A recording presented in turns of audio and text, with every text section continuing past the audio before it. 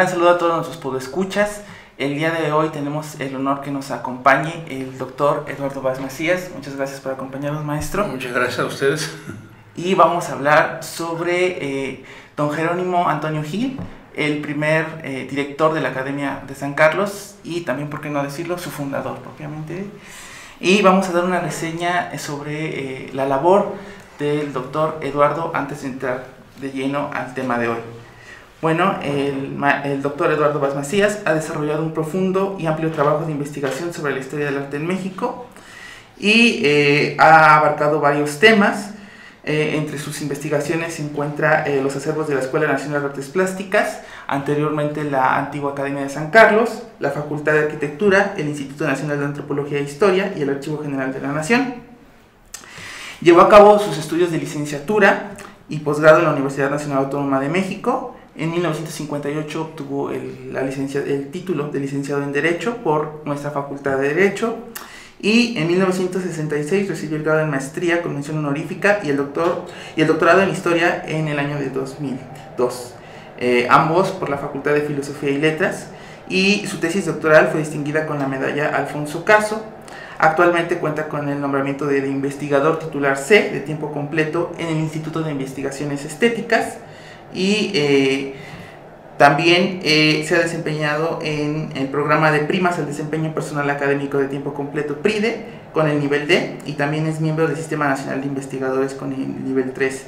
Cabe destacar que también el doctor recibió el premio Universidad Nacional del año 2011 y entre sus investigaciones se encuentra un amplio catálogo sobre el acervo de la Academia de San Carlos y asimismo una de sus obras más destacadas es La pintura militar en México, editado por la Secretaría de la Defensa Nacional en el año de 1992 y recientemente reeditado en 2009.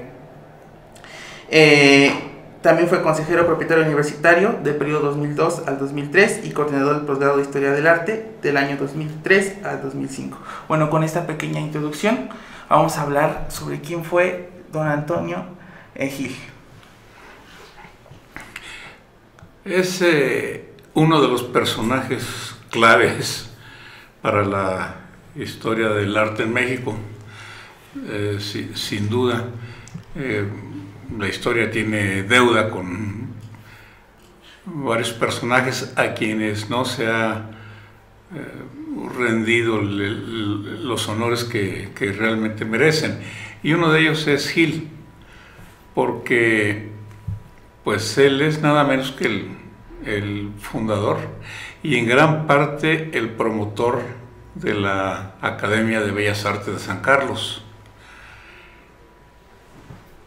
Y la Academia de Bellas Artes de San Carlos pues es la institución que dirigió toda la producción artística durante el siglo XIX, y yo diría que hasta la Revolución.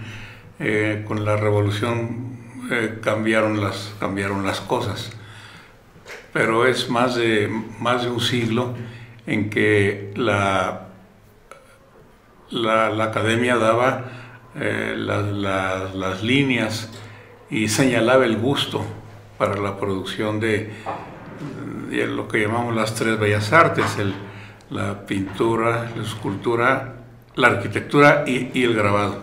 Serían cuatro ramos del quehacer artístico.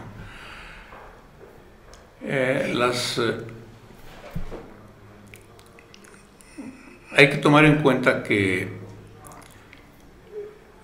la Academia de San Carlos fue la primera, no solamente dentro del Imperio Español, dentro del ámbito español, sino en todo el continente americano. La Academia se fundó en 1783. La Academia de Filadelfia, que es la que seguiría, se fundó como unos 7 o 10 años después. Eso tiene mucho significado. En Europa la enseñanza del arte ya estaba institucionalizada a través de las academias, desde el Renacimiento, desde la primera academia que estuvo en Florencia en el siglo XVI, pues el instrumento por el que tanto los artistas se protegieron ellos mismos, como ya en los años del absolutismo, el Estado se adjudicó la facultad de dirigir y de señalar todo lo que se refiere a la producción artística. Y eso es muy importante porque los artistas se desprenden de la rigidez de los gremios, ¿no es así?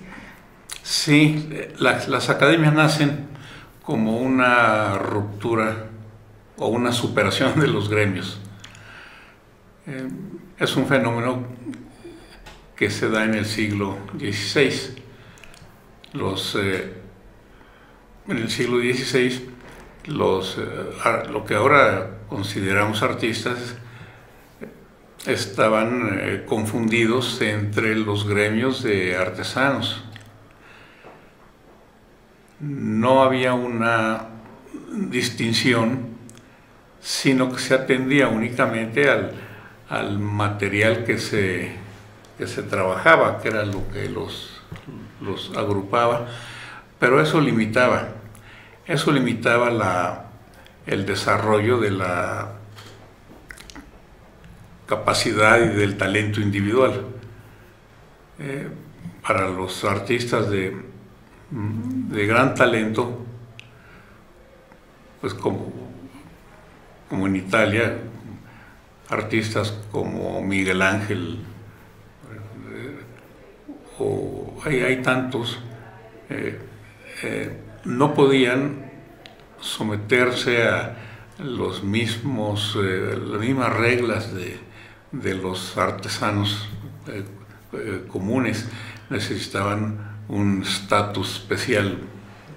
Sí, sobre todo para dejar pues libre el genio, ¿no?, individual, que era lo que se veía limitado por este estatamento, sí, en el que se vivía. Aparece la idea del genio, aparece la idea de que hay quienes están especialmente dotados por Dios, por la naturaleza, para descubrir más belleza, descubrir más de lo que el artesano o la gente común podía ver, y más allá todavía, tienen esa potestad de crear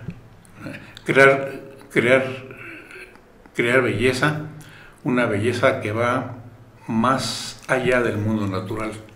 Ese es el genio, que, pues claro, el genio necesitaba, en primer lugar, una libertad absoluta para producir, que los gremios tenían sus razones, pero los gremios le coartaban esa libertad de crear. Y ya hablando propiamente ya en el ámbito del Imperio Español, España fue uno de los países que tardó más, ¿no?, en crear sus academias. Sí, aunque antes parece que esto de las academias llega con los Borbones, que llegan en el siglo XVIII, pero antes había instituciones parecidas, había asociaciones de artistas que trabajaban agrupados, y había un intercambio entre ellos para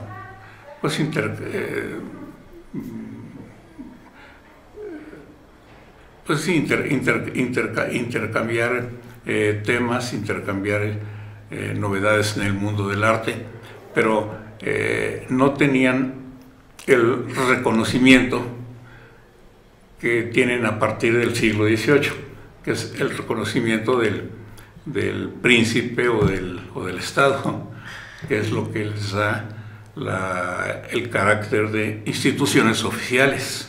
Y aquí vemos precisamente lo que usted comentaba, ¿no? El uso que le da el poder absoluto del príncipe absoluto a las academias para el control de ideas, ¿no? Más que nada también.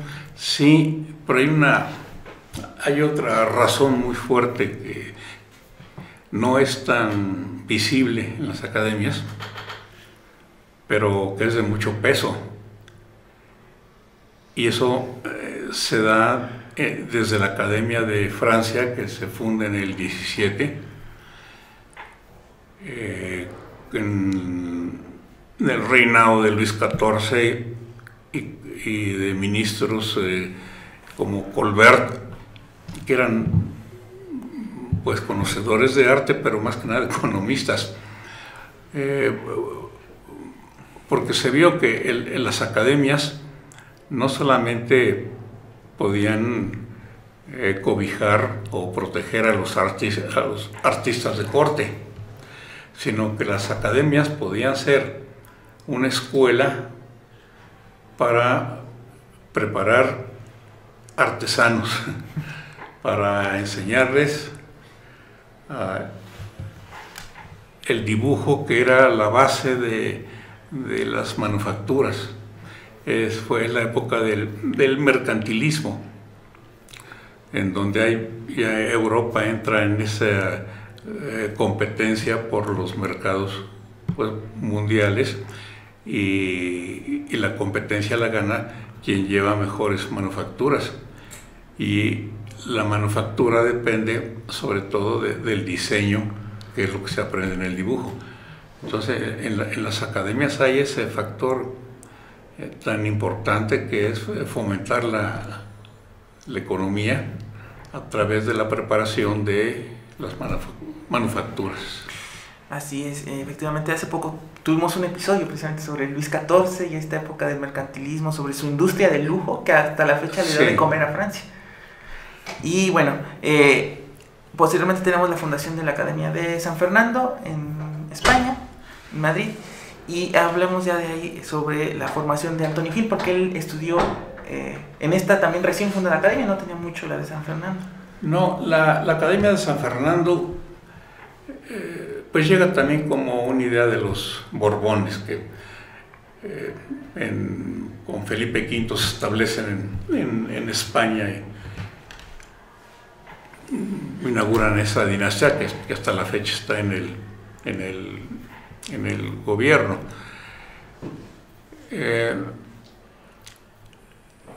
El monarca que funda la Academia Española es el segundo de los Borbones, es Fernando VI.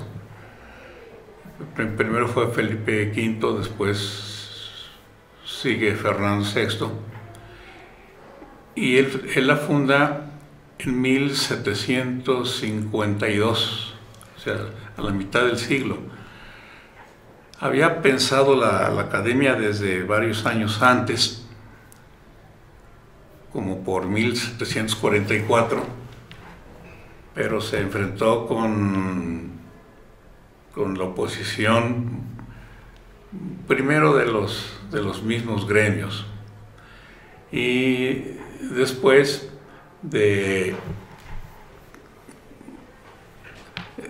se planteó una pugna entre quién iba a dirigir la academia, si los mismos artistas que la integraron o el rey y su cuerpo de asesores, que era la nobleza.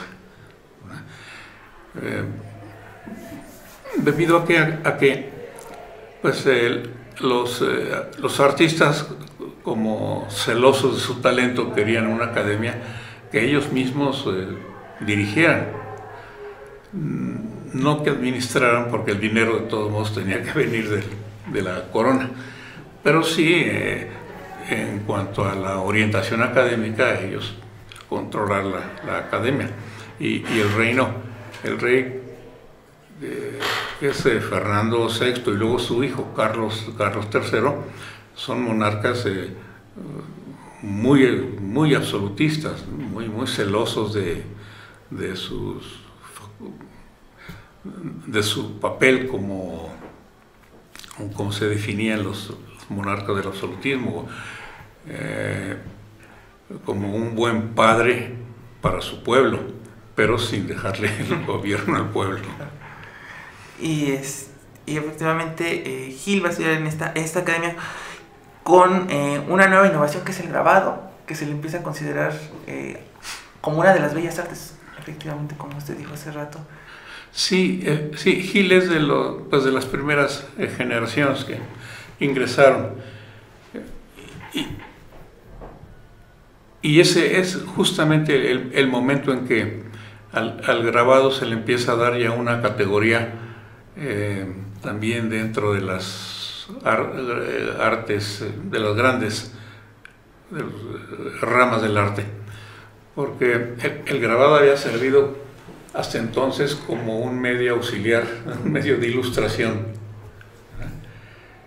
Por cierto, en España el grabado se había atrasado un poco, o no tenía la calidad de los grabadores alemanes o franceses o flamencos, porque se había seguido la política de imprimir los mejores libros, imprimirlos e ilustrarlos con grabados hechos en los Países Bajos, que eran también parte de España. Por eso hay alguna cédula en que mandaba que los llamaban los libros del buen rezado, se imprimieran en los Países Bajos con grabadores de los Países Bajos. Llega toda la influencia de la escuela de Rubens.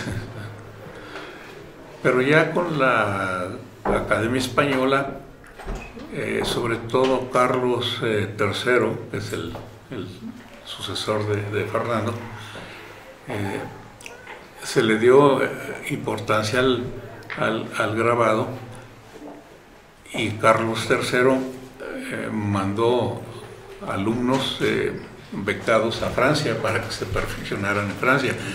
No, Gil no fue, pero de todos modos Gil está dentro de esa esfera de una renovación del grabado español, y que también tiene desde luego su fondo económico. Con Carlos III, en lugar de pagar grabadores flamencos, mejor que en la misma España se produjera el grabado de calidad. Parte de estos principios mercantilistas, ¿no? Que el mercantilismo, uno de sus postulados era evitar la salida de capitales hacia el exterior. Lo que ahora llamamos divisas, ¿no? Divisas, así es. Sí, que fue el problema de España, que España entró tarde ya al mundo del capitalismo y de la industrialización. Entonces el oro y la plata que llegaban de América, España lo distribuía entre los países que la abastecían de mercancías. Y posteriormente también Carlos III es un aficionado al grabado, ¿no? También es por eso uno de los grandes impulsos que le da. Él era aficionado. En las historias del arte español se dice que llegó a ser buen grabado, y tal vez eso despertó su cierta simpatía con Gil. Todavía en esos años había una gran distancia entre la monarquía y la nobleza en relación con los artistas. Eran vistos en un nivel inferior, y salvo casos como este de que el rey era aficionado al grabado, entonces con los grabadores, Gil y otros, como Manuel Salvador Carmona, hubo una relación mucho más estrecha. ¿Y cuál fueron los motivos por los que llega Gil aquí a la Nueva España? ¿Qué es lo que lo trae a la Nueva España? Carlos III tenía entre sus planes reorganizar el trabajo de las casas de moneda. La principal estaba en México. Pero había la idea de que el Imperio Español tenía que crecer y que siendo un mundo en que se producían metales preciosos, las casas de moneda podían perfeccionarse para exportar moneda. Y como Gil era grabador tanto en estampas, que es el grabado en lámina, como el grabado en hueco, que es el grabado de medallas y monedas,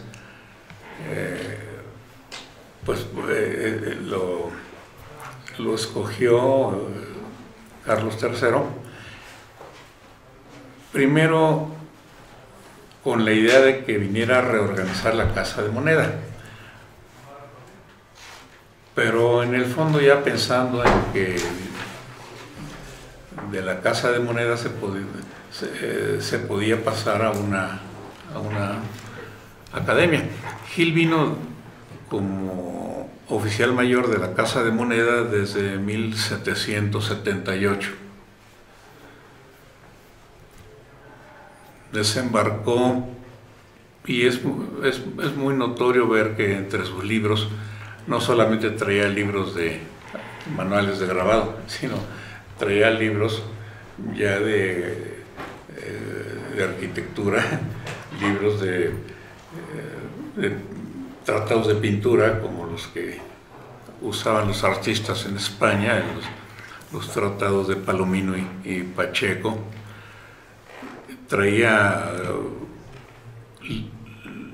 libros de historia como la historia del padre Mariana, es decir, que ya se podía leer la intención de fundar una escuela, que sería una academia, con una educación mucho más amplia en el campo del arte.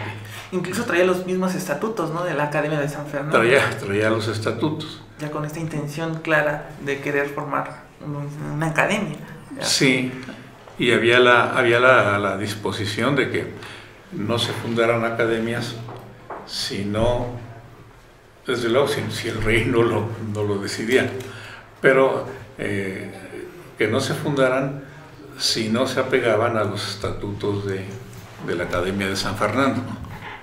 Y en el panorama que llega Gil, que por cierto llega acompañado de sus hijos, y si no mal recuerdo de dos estudiantes. Trajo, sí. Sí, él venía pues a iniciar el trabajo en la Casa de Moneda. Aquí había 3 o 4 alumnos. Y aquí en la Casa de Moneda había un director o un grabador mayor, que por cierto también había venido de España, pero que ya no podía trabajar porque tenía problemas de la vista.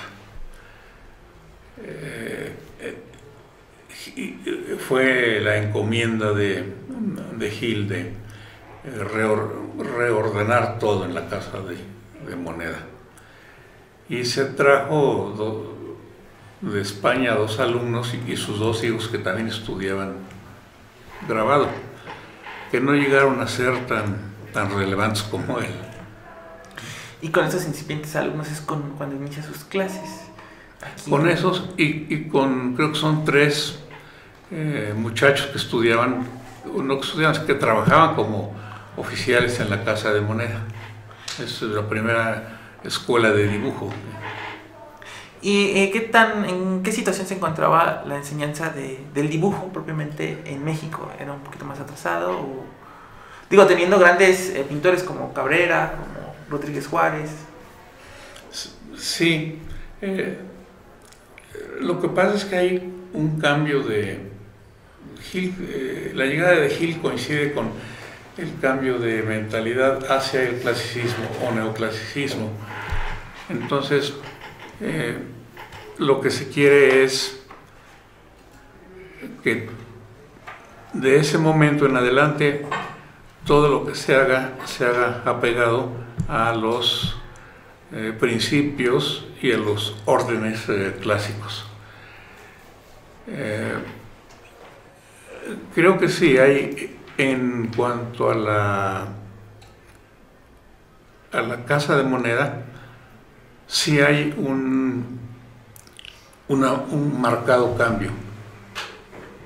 La moneda se empieza a circular ya con mejor grabado, con mejor, que es consecuencia del dibujo. Y lo mismo había pasado en España. En España esa generación de Gil trajo un cambio. Y no solamente en la moneda, sino en todo lo que es el grabado, en la impresión de láminas para libros. Sí, los principios del clasicismo aplicados a todas estas ramas del arte sí producen un cambio que pues está orientado contra lo barroco. Sí, lo vemos por ejemplo en los resultados que tiene San Fernando, ¿no? Con Maella, con Goya, con el mismo Sí, Goya, el cambio que da radicalmente. Aunque Goya mismo después es una gran ruptura, pero Goya es un caso especial. Posteriormente a esta incipiente academia en la Casa de Moneda, tenemos la gestión que hace don Antonio para abrir ya propiamente la academia. Para la academia. ¿Hay algún documento en donde Gil se queja? Eso no es tan conocido. Eso es de investigaciones más recientes. Gil se queja de que él fue el que planteó el proyecto original. Desde luego ya traería la anuencia de Carlos III. Pero sus primeras gestiones no fueron muy bien recibidas por el mismo intendente de la Casa de Moneda, que era la autoridad por encima de Gil. Y Gil se queja amargamente porque al final el intendente, que era Fernando José Mangino, cuando sondeó la situación y vio que al rey le agradaría la academia, entonces Mangino cambió y él se asumió como el promotor del proyecto. Por estas situaciones en que Mangino pues era un gran personaje cerca del rey, su intendente de la Real Casa de Moneda, tenía acceso al rey, y Gil pues en un rango menor no podía brincar ese conducto. Gil tenía que hacerlo todo a través de Mangino. De hecho hay un pequeño altercado, ¿no?, entre ellos al momento de que Gil pide una remuneración por unas medallas que se hacen, si no mal recuerdo, y le escribe directamente al rey, y Mangino se enoja por haberse saltado a él. Sí, es cierto, sí es cierto. Hay un problema entre ellos. O sea, cuando vemos que el proyecto de la academia lo recibe en primer lugar el virrey Martín de Mayorga lo recibe con beneplácito y lo turna a España. Aparentemente todo iba en armonía, pero no, hubo una pugna entre los dos. y posteriormente, pues, Magino realmente no tuvo más que el interés de todo noble de salir en la corte, que después lo vemos ya en el Consejo de Indias. De Indias, sí, hizo su carrera política, era buen político, para llegar al Consejo de Indias era un buen político, aunque aquí fue en cierta forma a costa de Gil, aunque bueno, Gil, además de la dirección de la Casa de Moneda y de la dirección de la Academia cuando se fundó, por su capacidad, por su honestidad, ocupó otros cargos, como lo que llamaban el fiel, que era dentro de la organización de la Casa de Moneda, era el que manejaba los metales, que eso era muy delicado. Sí, claro, eran los metales del rey, ¿no? Sí. Y había que tener un estricto control. Sí. De hecho, cuando fallece Gil, si no mal recuerdo, se hace un resguardo de esos metales que pudiera haber ocupado Gil, ¿no? Sí, el rey lo distinguió, era el mejor pagado dentro de la Academia, pues Gil ganaba bastante bien porque reunía varios cargos, pero el celo de la corona, y eso era un procedimiento establecido, pues cuando moría algún personaje que manejaba dinero del rey, embargar sus bienes mientras se hacían los inventarios y las cuentas, una caución para que el dinero del rey nunca tuviera mermas. Y Gil, cuando se entera de que ya se aprueba el proyecto de San Carlos, pide a maestros, ¿no?, de la península. Sí, Gil empieza con mucha ambición a trabajar la academia, lo que nos indica también que gozaba del aprecio del rey, y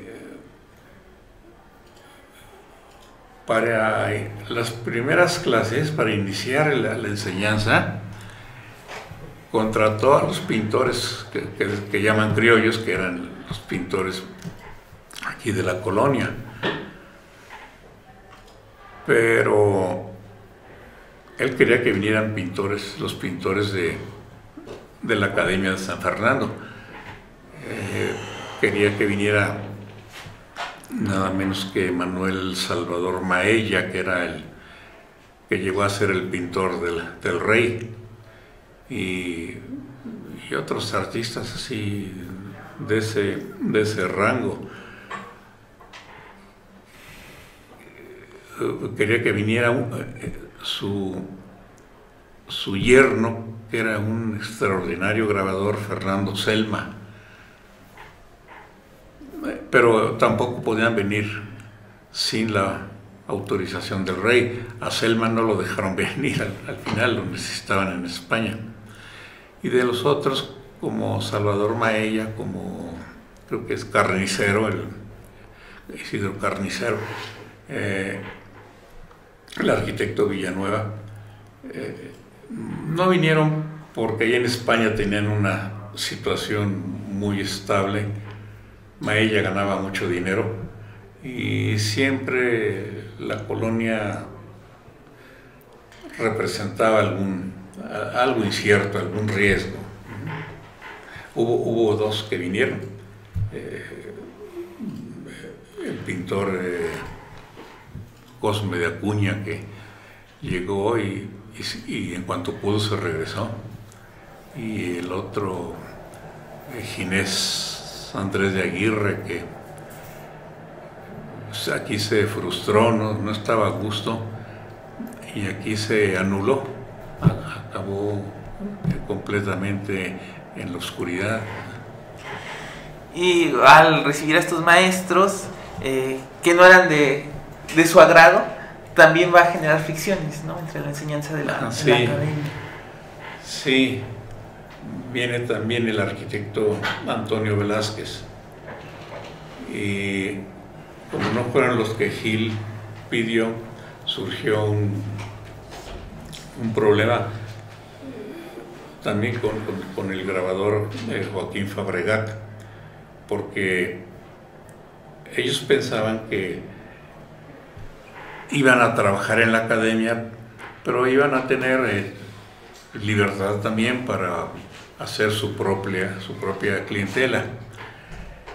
Y Gil era, en ese aspecto era muy duro, era muy tirano, porque él les exigió que se entregaran de tiempo completo a la academia. Y ese fue el motivo del disgusto entre ellos, a tal grado que al escultor José Arias, que fue de los primeros españoles que vinieron, él aquí enfermó, enloqueció, y luego decían que la culpa la tenía Gil porque con su maltrato había ocasionado ese estado de enajenación de Arias.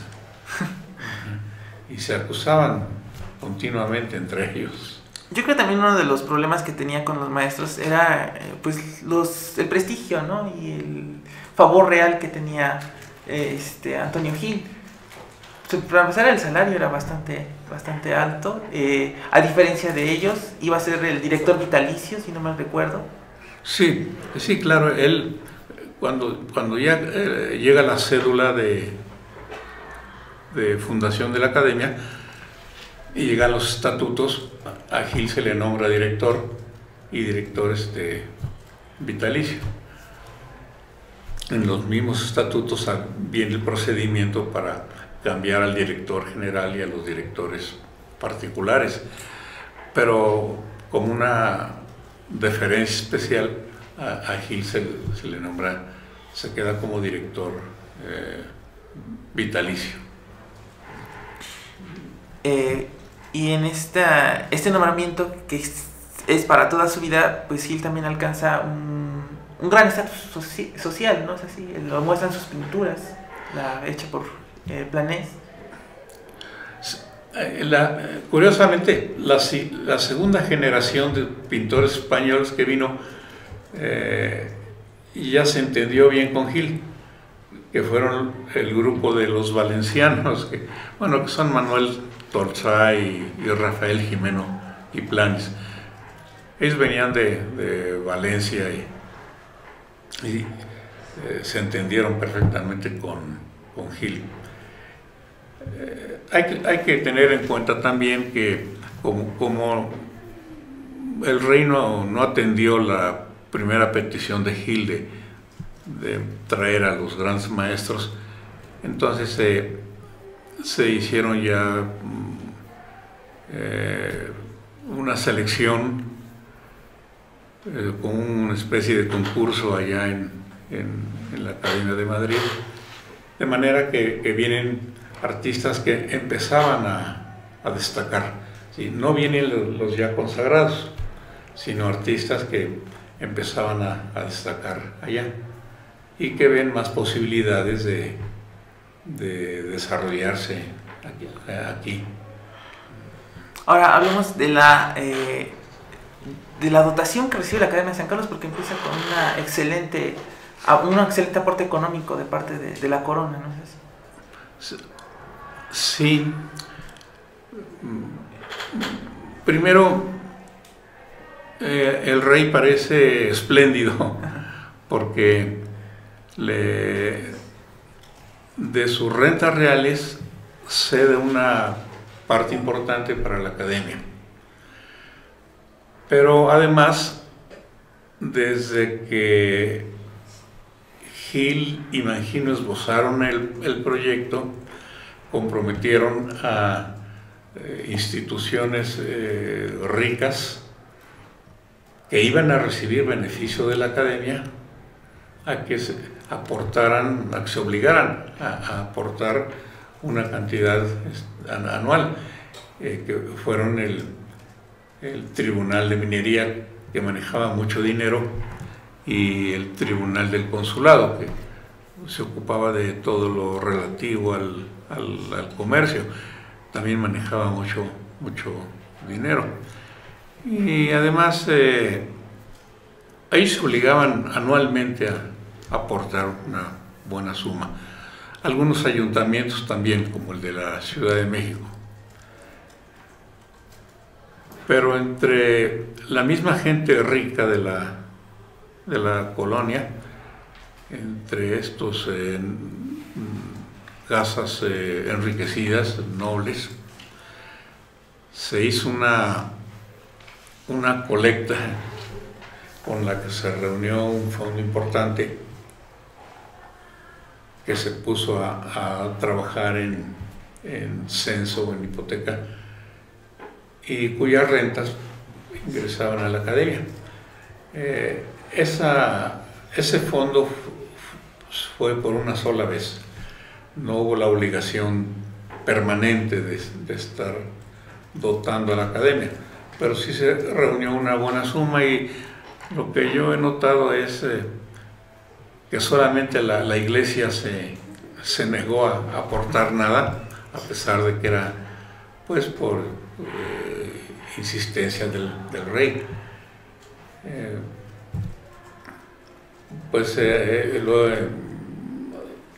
Supongo que se debe en parte a que la iglesia veía a la academia como una institución ilustrada, y ya había esa diferencia en el pensamiento entre la iglesia y la ilustración. Desconfiaban de esta nueva corriente. Llama la atención, por ejemplo, que en el plano que se hizo para el edificio de la academia no se incluyó una capilla, que en todos los edificios de otras instituciones siempre era lo primero que se ponía la capilla. Y pues también estaba la secuela de que Carlos III había expulsado a los jesuitas en 1767 de todos los dominios de España, y había confiscado sus bienes. Entonces sí había una situación de desconfianza entre la iglesia y el monarca. Entonces. Sí, había un resentimiento. No solo eso, ¿no? Sino la consolidación, por ejemplo, de los vales reales, también la famosa consolidación, que la iglesia, con ese pretexto, ¿no? Se excusa y dice que mis rentas ya están demasiado grabadas y no puedo contribuir ya más a la academia.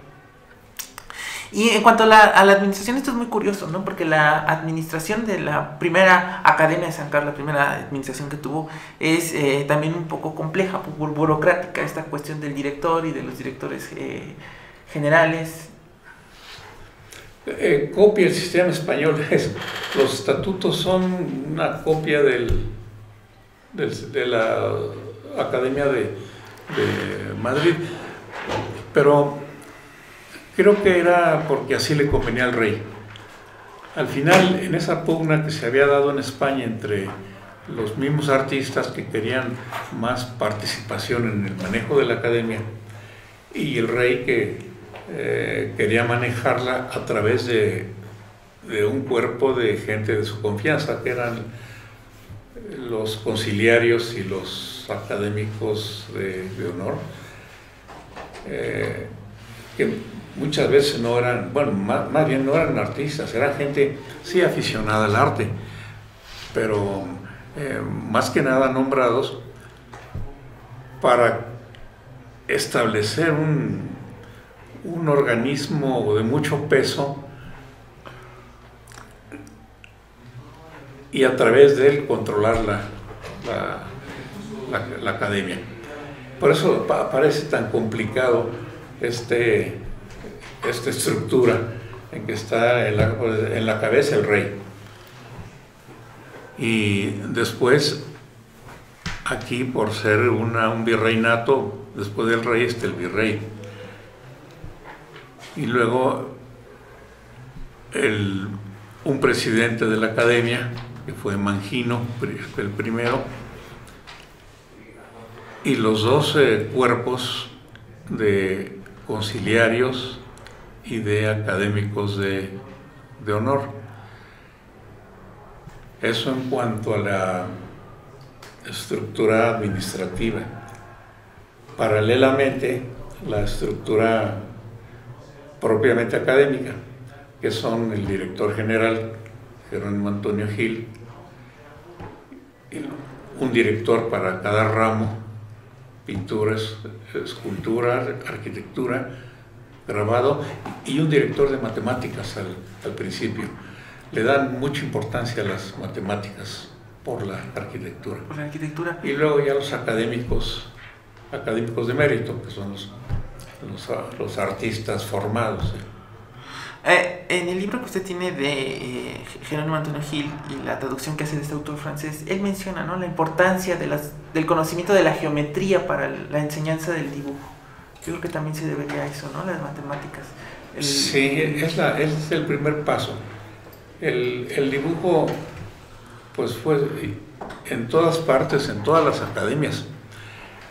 Se consideró la base de la formación de un buen artista, arquitecto, pintor o grabador, lo que sea, pero antes que nada hay que saber dibujar. El dibujo, aún antes que el color, primero había que dominar bien el dibujo. Y dentro del dibujo había varios pasos, varios grados. Y en los primeros pasos se tenía que enseñar la geometría y las matemáticas.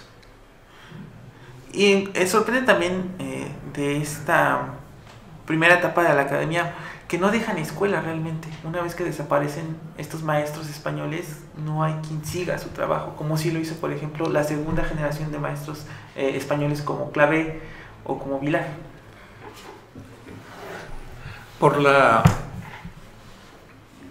Bueno, los primeros se anularon, como fue el caso de Aguirre y de Arias. Ya cuando vienen los valencianos empieza a funcionar bien la academia, pero vino la guerra de independencia y con la guerra de independencia se acabaron los recursos y eso trajo lo que conocemos como la gran crisis de la academia. Gil murió en 98. Todavía, bueno, pero quedaba Jimeno, todavía se construye minería y Jimeno pinta los plafones de minería. Pero ya cuando estalla la guerra de independencia en 1810, al no haber recursos, no hay ni con qué pagar los materiales para los alumnos. La academia tuvo esa cualidad, siempre fue gratuita, se costeaba todo el aprendizaje. No hay, muere Tolsá, no hay con quien sustituir a Tolsá, y muere el arquitecto Velázquez, tampoco, y el último Jimeno, que muere realmente en la pobreza, porque no hay ya, hay cero recursos para poder hacer que la academia funcione. Y también una autoridad como Antonio Gil en la exigencia, porque eso es también, como usted dice, uno de los problemas que tuvo con los primeros maestros fue su celo, ¿no?, con la enseñanza en la academia, que por ejemplo también era la que no le permitía a estos primeros pintores dedicarse ahora sí que a la pintura privada, ¿no? Le exigía que estuvieran todo el día, de tiempo completo, en la enseñanza. Completo. Hay otro aspecto de arte también, por iniciativa de Gil, que se fue reuniendo, y se empieza a formar la primera colección de pinturas, porque dentro de los planes de la academia, previsto por Gil y Mangino, está ir adquiriendo pinturas europeas para que sirvieran como un modelo a los muchachos que se iban a formar aquí. Y que hoy día forma el Museo de San Carlos, y si no mal recuerdo, la Ateneo Fuente en Saltillo, ¿no? Bueno, sería parte de esa colección. Lo que fue la gran colección de la academia, que se ha dispersado, pues ahora está en el Museo Nacional de Arte, está en el Museo de San Carlos, pues lamentablemente se ha fragmentado, se ha dispersado. Sí. Bueno, pues le agradecemos mucho su atención, el tiempo que se tomó con nosotros. A nuestros podescuchas y seguidores les recomendamos, si quieren saber más sobre el tema, las 2 obras que tiene el maestro sobre esto, que son los 2 libros que tenemos aquí enfrente. El primero sobre una biografía de Antonio Gil, y el otro es la historia de la antigua Escuela de Bellas Artes, hoy Escuela Nacional de Artes Plásticas. Y en estos 2 libros se encuentra pues el tema sobre don Antonio Gil. Los esperamos en nuestro siguiente episodio. Muchas gracias. Muchas gracias a ustedes por su invitación. Hasta luego.